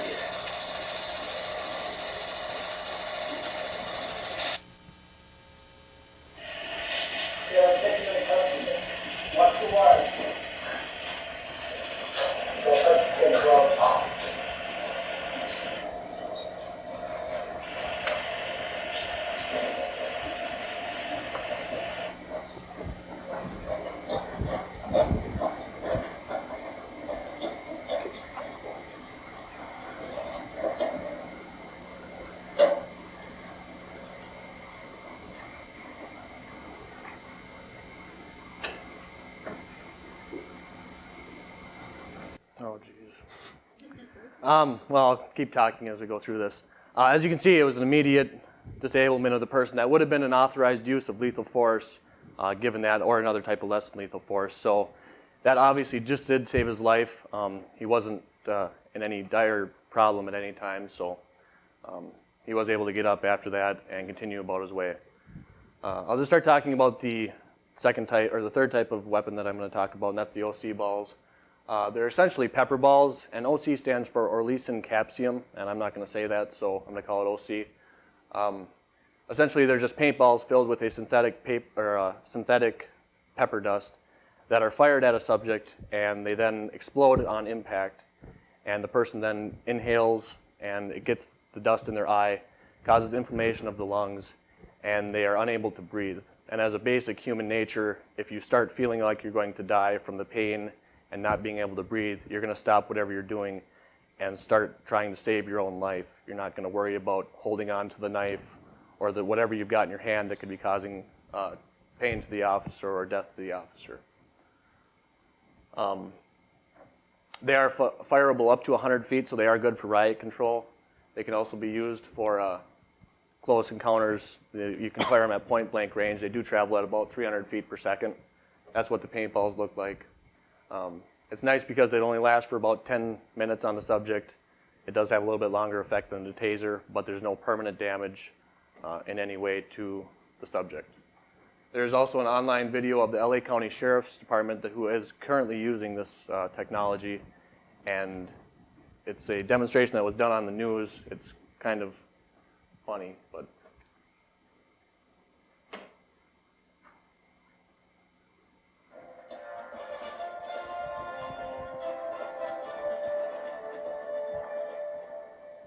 now special assignment is a look at a whole new arsenal of weapons local police are putting together. Drew Griffin joins us live with this report. Drew? Gretchen, Los Angeles County Sheriff's Department leading the way in these non-lethal weapons, trying to protect the actual people they are trying to subdue and arrest. We are going to show you how that's done coming up, but first, a look at these weapons that shoot but don't kill. A shooting occurred where the suspect was shot. The police, it happens far too often. A man was shot and killed by police earlier today. A suspect on drugs, carrying a knife, or using a truck as a weapon, and the only way to stop it is to kill it. Shots being fired right now are technologically starved. We need to have more alternatives to solve our problems than lethal force. Sid Hale is with us from the LA County Sheriff's Department. Sid, what are we going to see here tonight? What are we demonstrating? This is pepper balls from J-Car. So we have a ball, a rubber ball. Here it is. They're filled with cayenne pepper dust. Yes, and that does what to the suspect? Well, basically what happens is it'll make it very difficult for him to resist us. And it allows us to impact from a greater distance, so we don't have to kill him, but we can accept the extra risk if he's got a crowbar, for instance, as this one does. And that's what our suspect has as we pan over there, Wally. What would the situation be where you would use a gun like this? Well, anytime that we needed to use some kind of a force without having to resort to lethal force. So the intermediate options are much more appealing. So this is going to keep a guy with a crowbar, a guy with a knife, going to keep him alive, but the police will be able to arrest him. Okay, this is the demonstration. This is live. Arthur and Ed, go ahead. Oh,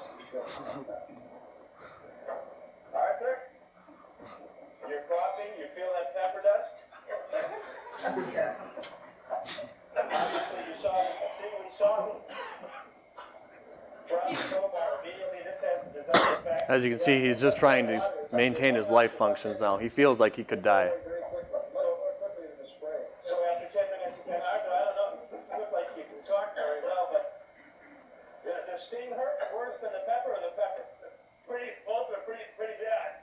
Or the eyes, the chest, the sting's one thing, but after it hits, you really can't see much. I can smell the dark pepper already. We're going to check back with Arthur later on to make sure he's okay. But in 10 minutes or so, he's going to be all right. And the point is, this guy is under arrest right now, and people in the situation have actually thank you for being hit with something like this. We've had several that have actually written letters after they come out from under the influence of drugs and whatever, and thank us for not having to kill them. And how soon is the feeling streets of LA? This guy is streets of LA with the pilot project ready to go. I would anticipate no later than the end of March. Okay, thanks a lot, Gretchen and Jonathan. You saw it live. And we should say that Arthur was a volunteer. And that is being used currently now. There's just a slow motion shot of this coming up.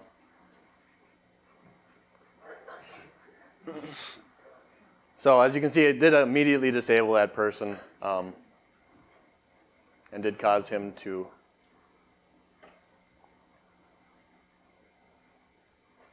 I hope this works.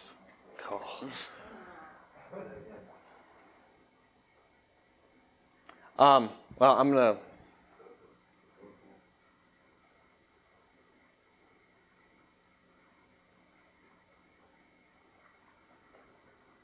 Okay, the next one I'm going to talk about is the Hornet's Nest. And that's a regular 12-gauge shotgun round, which has 21 rubber bullets inside of it. They're small little rubber balls. They're not like the normal shotgun shell that you use. They're fired at the subject, and that causes compliance by pain. The bad thing about this is it could impact the person's eye, causing permanent blindness. That would not be a good thing. They are fired at 400 feet per second, which is a little bit higher than the paintballs, but I'm sure that it would hurt really bad if you got hit with that.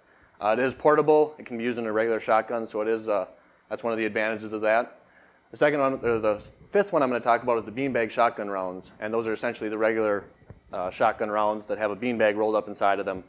When they do fire out, they fire towards the subject, expand, and contact the person right in the chest. It feels like getting hit with a line drive from a baseball or being hit by a professional boxer's punch, which I can imagine would really hurt. The last one I'm going to talk about is shotgun fired nets, and these are very mobile, very useful tools. They can be fired at subjects, dogs, any kind of person that may be fighting or flighting you, and you just fire it at them. The net wraps around them and restricts their movement in any kind of way. If they've got a knife that they're waving around, it's going to get all tangled up. If they're running, they're going to get caught up in their feet and they're going to fall. There's also, I'm not even going to do this. There's an injury rate online that I can show at the end of the presentation. It shows the different injury rates in a given year for effective types of use of less than lethal force. And there's also on there some different officer injuries that are incurred by that. The problem with all these weapons is that police cars and police belts are already overbearing. They can carry anywhere from 20 to 40 pounds on their waist.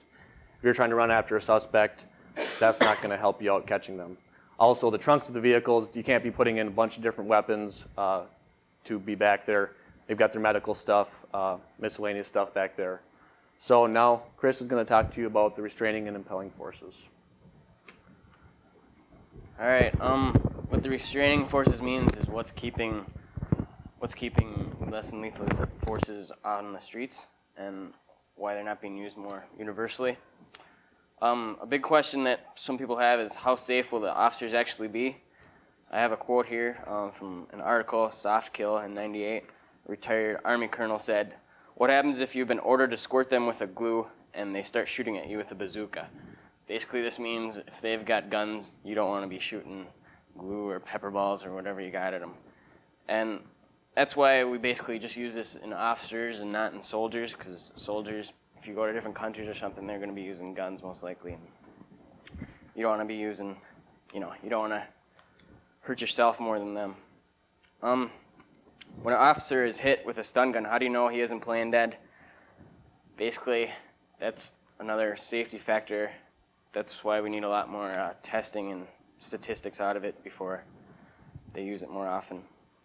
In rural Montana in '98, a bunch of religious fanatics were in a building and they threatened to kill themselves if the FBI intruded, and this is called suicide by cop. And basically, they couldn't get close enough, and of course they didn't want to kill him because that's what they kind of wanted, and you don't want to kill anybody if you don't have to. And they rolled out a large speaker, which drove all the fanatics out of the house, and they were all disorientated, and basically they couldn't do anything but be arrested. And soldiers in the Middle East have used goop and all kinds of glues and stuff to stop riots. There's a lot of rioting over in the Middle East, and that's worked many times. I have another short article. A suicidal man entered a Park Forest store earlier this month, knife in hand, claiming he didn't want to live. When police arrived on the scene, the man told police to kill him. Several store employees also were in the building with the man, but the incident was over within 2 minutes. As the man lunged toward the officer with the knife, the officer fired a non-lethal weapon at the man's hand and knocked the knife out of his grip. The impact caused the man to fall, and police were able to subdue him without further injuries.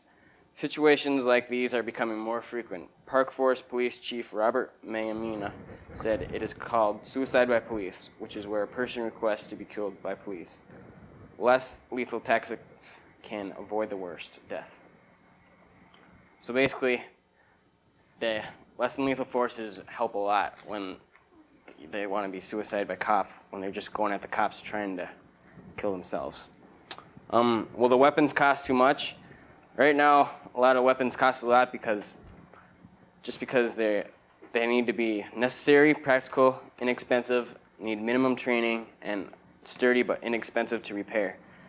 And this makes it really hard for businesses to make something that's, fits all these categories. It makes it very hard to sell and hard to reach. The way the police forces are set up now, with all divisions and districts and everything, it's hard to get one product out to everybody and make it known. And then you got to also get field time and use. People need to know that it works. They can't go on expectations. In Park Forest, California, it costs about $25 an officer for the weapons and for the training time. So this is a good use. I think if everybody could do this more, it'd be a lot more universal. They use drug seizure money, and in California they have a lot of drug seizure money, so that helps out a little bit. But if everybody could find some way to pay for it, $25 ain't too bad. How much time will it take to train the officers? Guns already, if you use like the shotguns or the pepper balls, they already have the guns. They just need the special ammunition, so that won't take long. They just need to use how to aim it and stuff. But large launchers and safety nets and stuff like that, they need a lot of target practice. But it all depends on the weapons, and they're constantly building new weapons, so it really depends on what they come out with. Are the weapons mobile enough to carry around every day? Officers already carry around a lot of equipment, like you said. They carry medical, all kinds of safety gear, and lots of stuff in their cars. And they got big utility belts with guns and walkie-talkies and all kinds of things. So you don't want to grab the wrong gun when it's time to use it. So that's a very big deal. They need to be informed with what they have. Shotguns and pistols, they're very mobile and cheap. They already use them, but then again, you don't want to get them confused with a real gun. If the weapons are used to control unruly persons, stop fleeing vehicles, and they can also be used to detect concealed weapons and contraband in non-intrusive ways. And less than lethal forces are so vague that there's lots of different weapons, but you need to be able to use the right ones in the right situation. Impelling forces, what's driving the use of all these less than lethal weapons? Will the offenders be more safe with less lethal forces being used? Major Steve Iams in Law and Order of December 98 stated that 6 deaths in North America since 1970 have happened with less than lethal forces, but ever since 1992, there's been no problems with them. I think this is because we know how to use them better and just because more education and training with the weapons. So we are starting to use them more and learning how to use them better. How will less than lethal forces be beneficial to the officers and defenders? I think psychologically it'll be very beneficial. Most people don't want to kill someone, and they couldn't when the situation comes. They found this a lot of times in soldiers and just different officers. So, and they would rather be hurt themselves. This is a rare case, but the safety for the officer comes first before the offenders. And so guns will still always need to be used. Will these weapons benefit the community? Yeah, they will. In larger cities, especially where there's lots of killings and where offenders need to be taken down with weapons and stuff, I think if they had more of these less than lethal weapons, they'd be able to use them a lot more, and that would stop the police from having to use their guns. And next is Jasmine. All right, I'm here to cover brief alternatives and solutions, or solutions and alternatives. Well, if you use less than lethal force, the government might actually put funding towards the weaponry since it is so expensive.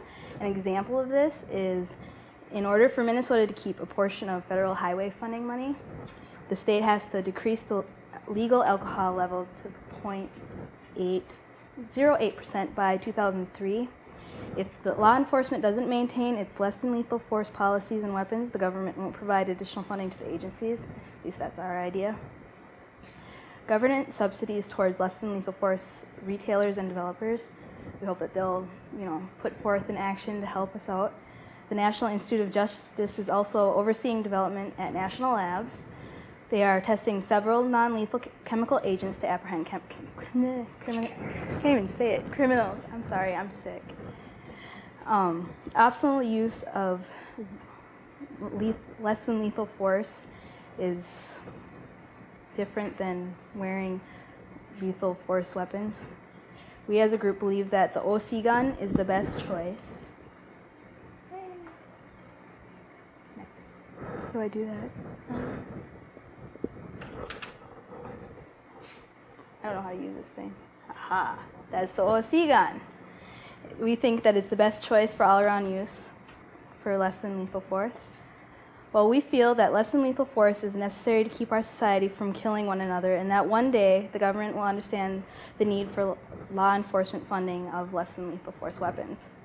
ABCnews.com states that less than lethal force funding with $34 million in 1998. The program has ignited some turf wars with other Pentagon programs, but other agencies, along with private investors, are pitching in to help.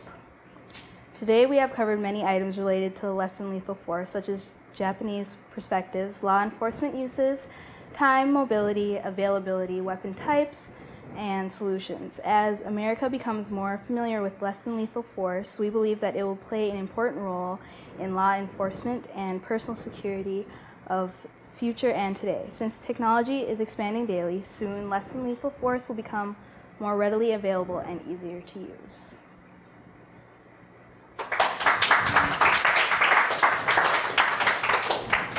I can't talk. Tell me about it. Then additive, that's all right. I'll be fine. I'll be fine, okay. All right. All right.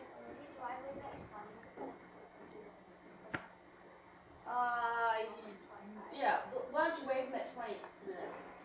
20. She's gonna wait to hear Okay. Sure. That works. Okay, so can I go? Yeah. But, okay. All right, students, here are your exams. It's very, very important that you do your own work on this test and make sure that you are looking at your own papers. This test accounts for 75 points today, and that's half of your grade. As you know, all of your tests equal half of your grades in this class. It's very, very important that you're doing your own work, and if I see anybody cheating, you're going to receive a 0 on this test. So I'll go ahead and begin.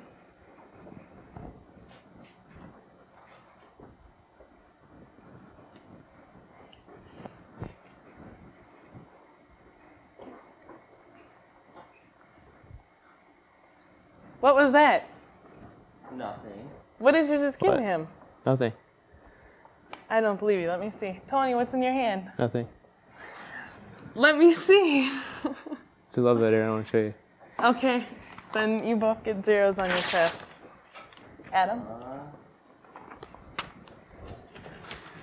Nice job, Adam. This is a common scene found in many high school settings. It's very common to be found in classrooms, either students using cheat sheets, or it's also been a common find for students to write on the top bills of their baseball hats, for them to write answers on the top of the hat so they can look up and see the answers. Also, students just plain looking at other students' tests or whispering between each other, especially if a teacher has left the room. At some point or another, all of us will have cheated, or all of us will have been a victim of a cheater in some form. As you all probably have heard about the famous U of M scandals and how the counselor wrote the papers for all the basketball players. That's another really common form, especially found in colleges. And it kind of makes you wonder if it's going on at your own school, because you're like, well, you know, it's not that far away. It's only an hour and a half from us. So it's a common practice, especially among athletes and coaches, especially since you want your star athletes to do well. There are many ways that cheating is found in grading and testing in school, either teachers helping students, giving them better scores so they can get the better grade, or so they can participate in a sport, or so that if they know the students are having problems, maybe they'll give them a better score so they'll get the good grade. But it's an experience that we'll all go through. It's a common practice found in the education setting, especially in high school. It's probably easier in high school, and that's why it's done more. College is a little bit more strict, and also some colleges enforce honor codes. Public schools and private schools usually don't have honor codes, but some of them do. And this is such a common practice, which is why we chose to do this aspect of education. In Japan, they don't really use the term cheating. They don't have that in their school. And Marge told us that the students take education so highly there that some of them will like kill themselves because their moms will like stay up with them all night long and help them study and do all this other stuff. And then they'll like literally go crazy if they fail this test because it's such a letdown for some of these kids.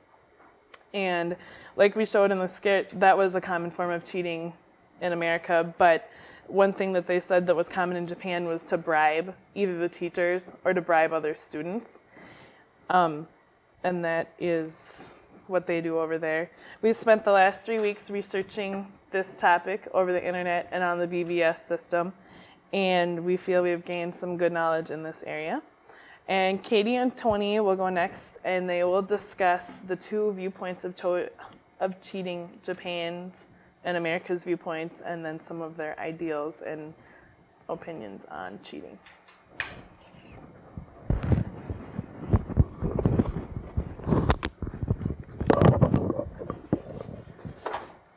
Let's review the American definition of cheating. To deceive by trickery, to mislead, to deprive by trickery, or to elude, to practice fraud. In America, a lot of these words are moral values, such as deceive, trickery, mislead, deprive, elude, fraud. I've found that's our biggest problem.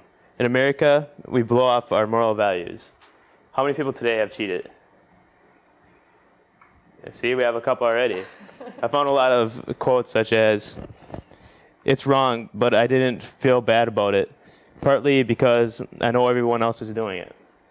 That's a perfect example. I know everybody's felt that way before. Everybody else is doing it. It's almost like you have to do it to stay even with them. Another quote is, "I'm just trying to do everything I can to get through this school." We all get down on school sometimes, and we'll do anything to get by, to get that A, get that extra point. I didn't think it was wrong because I didn't even stop and think about it. And that's the most common occurrence. We don't even stop and think about it. If you don't have your assignment done, what's the first thing you do? You ask a friend, right? Hey, did you get this answer? They don't even explain that answer to you. You just write it down. And again, we already touched on the U of M situation where over 400 papers for 20 basketball players between 93 and 98 were found written. And that's what they found. That's pathetic. We're putting sports ahead of education. In real life, what's more important? What are you going to want to know, the basketball score or CPR? How many people in here cheated in high school? You might as well all raise your hands because you know you all cheated in high school, right? Yeah. At the University of Kentucky, Professor Davis did a study 50 years ago, and he found 1 in 5 students had cheated in high school. And this was terrible. He was appalled by it. 1 in 5 students. This was 50 years ago. Nowadays, 98% of high school students say that they cheat. That's terrible, and that's a perfect example of our moral standards slipping by again. We're not afraid to admit it even. Out of those 98%, only 95% were caught. 95%. So why not do it? I mean, you can party all night and have a 5% chance of worrying about it the next day. What could be better? So integrity is one problem. The second problem is the structure of education itself is suffering. We're not learning what we're supposed to learn, and people are getting jobs that don't deserve it. A person could cheat on a test for a job and get the job instead of you when you actually put a lot of time into it. You're going to experience this in life a lot. You're going to experience a lot of incompetent people. The surgeon that's working on you is, they could cheat in college, but when they get to the operation table and you're getting a heart surgery, are they going to be able to go, "What's that surgeon over there doing? I forgot this one." It's not going to work. And now Katie will share Japan's definition of cheating. Cheating in high school is not only occurring in the United States. A Japanese student, Hiromi Oda, reported that through the BBS system, that according to a Campus Friends internet questionnaire, 64% of students admitted to cheating. Perhaps even more shocking is that they also reported that one member referred to cheating as merely a natural act. The methods that Japanese students use to cheat are similar to the methods which are used in the United States. For example, Hiromi Oda commented that students often write answers to exam questions on their desk or on a small piece of paper, which they keep in their pen case or in the cuff of their shirt. Masumi Sato acknowledged that some cheating may occur through the misuse of technology like cellular phones and email. However, since this is a fairly new practice, less people are aware of it. Although methods of cheating in Japan are similar to those in the United States, the methods that teachers deal with the cheating differs. In Japan,